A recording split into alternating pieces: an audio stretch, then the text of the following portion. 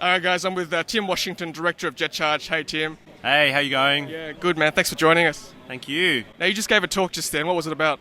So we were talking about how we're going to make EV charging free in 5 years' time. How's that going to work?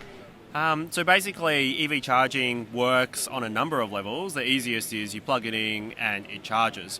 But if you're flexible enough where you can kind of delay your charging a little bit or time it to certain events, then what we can do is we'll be able to offer services in conjunction with our partners to delay your charging a little bit, so better matches grid renewables, so it doesn't pose as much of a constraint on the network. And in return, all of those parties are going to give you money and you're going to be able to offset all of the costs you get from charging. And we just think that if you say to a fleet, hey guys, you can buy an electric car, it's going to be cheaper than a petrol car, it's going to cost you half to maintain, and it's going to be free to actually drive, right? So you get rid of a whole lot of expenses. I think that's when we're going to get real change on the market. I think that's when fleets and consumers alike can go, well, why would I buy anything else, right? Because the challenge is we have to get people into these cars, right?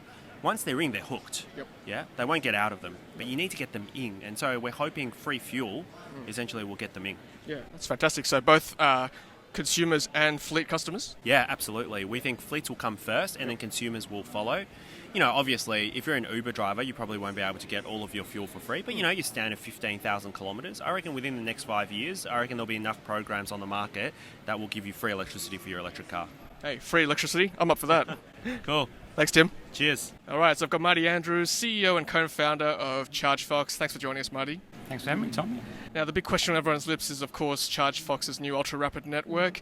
They're coming up and down the East Coast, I believe. Yeah, so 5 sites open today, but 6 under construction. So we will see a bunch of sites opening soon, particularly in New South Wales. So that's right. We're at the New South Wales show today. So lots of the locals are excited that some sites are going to open for them really soon. Yeah, fantastic. So Gundagai, Goulburn, Sydney.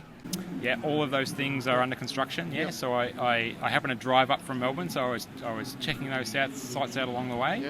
And seeing how they're going. Yeah, fantastic. And they're about 350 kilowatt maximum.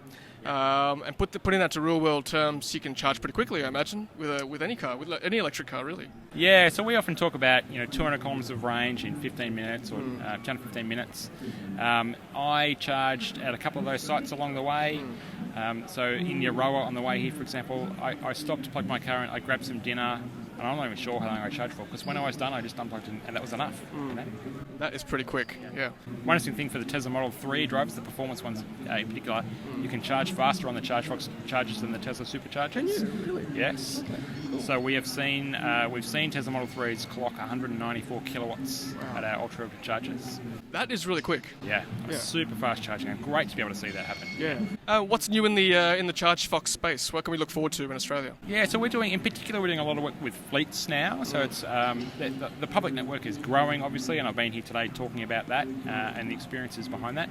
But we're doing a lot with fleets. Fleets are starting to be the early buyers of electric cars, and then they need a bit of support in how to manage the total cost of ownership for electric vehicles. Yeah, working with people in apartments to deal with charging in their basements, and starting also to work with energy companies to think about demand management. How do we manage the peaks and troughs of the grids and deal with the solar and the impacts that electric vehicles will have on the grid.